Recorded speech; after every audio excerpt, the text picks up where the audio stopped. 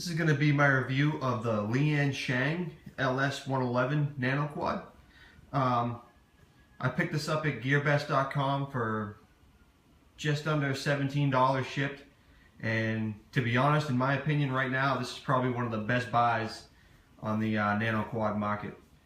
At first glance, it appears to be nothing more than a Proto X or a Q4 clone, but it actually has some really unique and cool flight characteristics that allows it to stand out on its own. It comes in this cool little box, you know, much like the Q4, that holds the quad itself and everything that you need with it. The quad locks into those little tabs on the top. You just simply push this down here, slide the quad back to release it. So there's the copter. Open up the box and you have your transmitter, your charger, which does have a nice little alignment notch on it.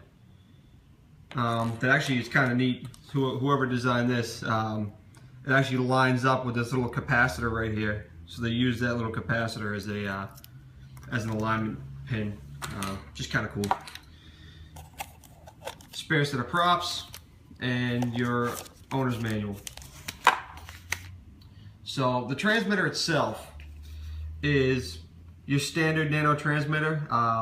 It's the smallest probably. I think it's either the same size or a little bit smaller than the Cheerson CX10 transmitter. But it does feel like it has pretty decent build quality. You know, the pots feel really good. The switches inside the pots feel good.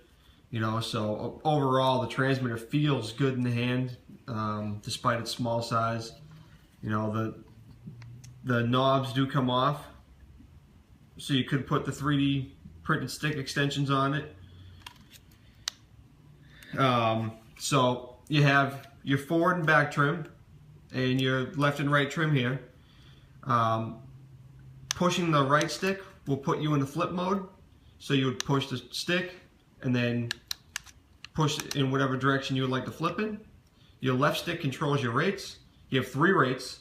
Low rates is 40%, and in my opinion is a little too slow to really do anything in.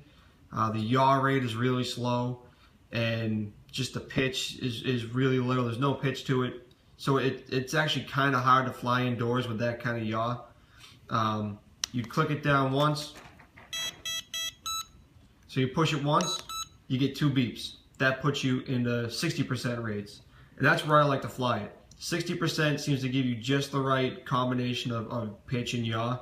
The yaw is very fast in 60% rates, and then 3 beeps will give you 100% rates, and it is absurdly fast in 100% rates. I mean, the yaw is insane. So like I said, I like to fly it. There's 40%. I like to fly it in 60% rates personally. One more thing I want to go over before we move on is the calibration of the accelerometers. Because in the manual, it tells you to turn on the power switch of the aircraft, put it in a horizontal position, and then turn on the remote control power, both sides of the direction of the operating lever to the left corner, after the aircraft fuselage lights still flashing, indicating successful calibration. Doesn't make any sense to me. Judging by the picture, it looks like it wants you to put the sticks to the top left and then turn the transmitter on. Does not work.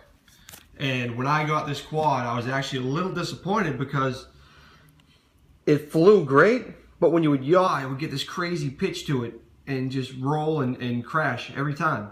It would fly fine, then you'd yaw and it would start to roll again. And it acted like it had too much trim in it. So, sure enough, I take the transmitter, and if you listen to the transmitter, you get a high-pitched beep when you're adding trim. We'll go back to. That short beep tells you you're centered. So, centered, that's centered trim.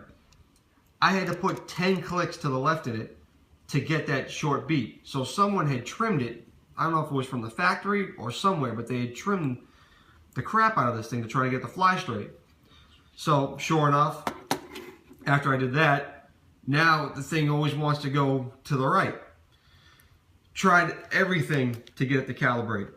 And then I finally went on the RC groups, and I forget the poster's name, but you know, he gets all the credit for finding this out. He actually figured out the correct way to recalibrate the accelerometers, and I'll show you that now.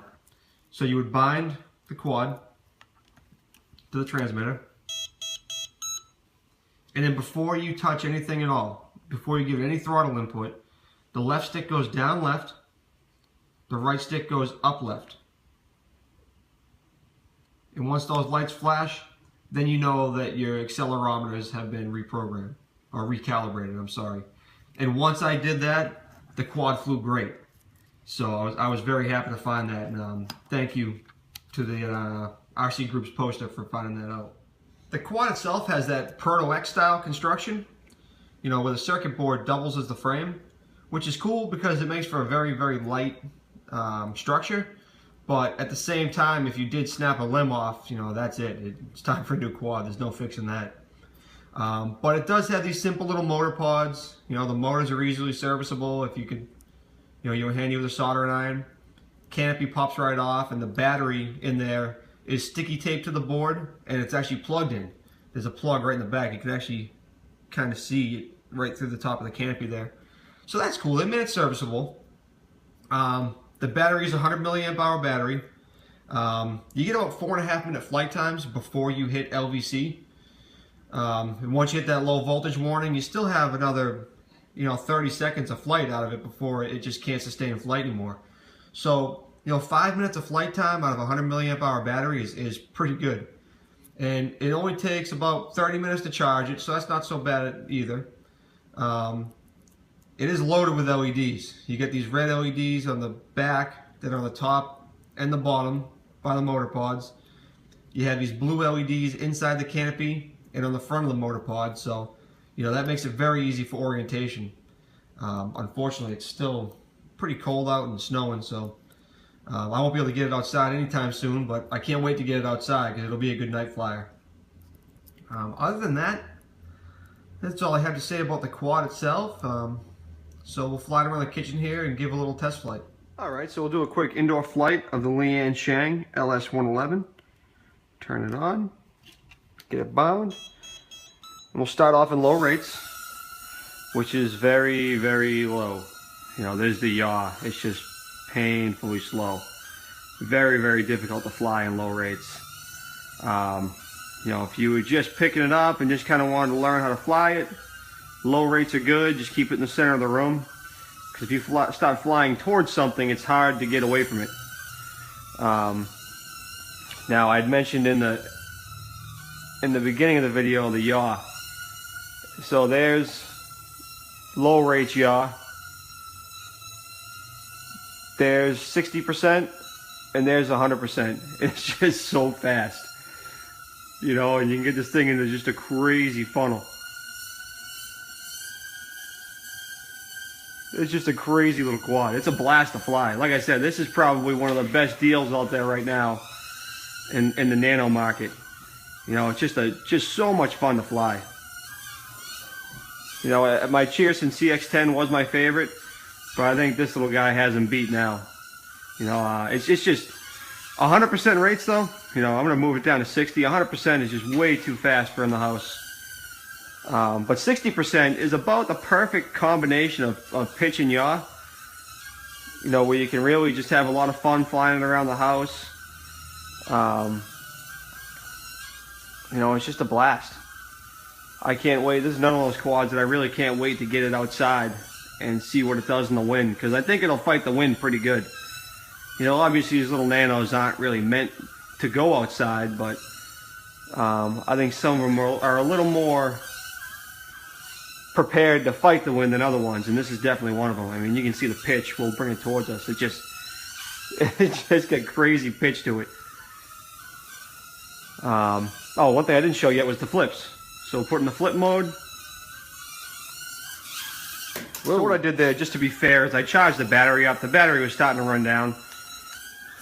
So there's a left flip, We'll do a forward flip. You know, I mean, it doesn't recover that well from the forward and back flips. Left to right flips seem to be a little bit better, but they're not perfect. But they really deteriorate with battery life, more so than most quads. You know, I mean, that was a good flip there. But for such a small little nano, you wouldn't expect the recovery rate to be as poor. You know, typically they'll just flip and flip and flip, where this thing just doesn't seem to like to recover. And I'm not really sure why that is. But right now, since the battery's up, it's recovering very well. But other than that, that's all about all I have to say about this quad. You know, it's a lot of fun. I think it's a great buy. I may just buy another one to have a spare, because I'm sure I'm going to snap an arm off this thing sooner or later. But I appreciate you watching. If you liked it, please give it a thumbs up. Please subscribe. And thank you again.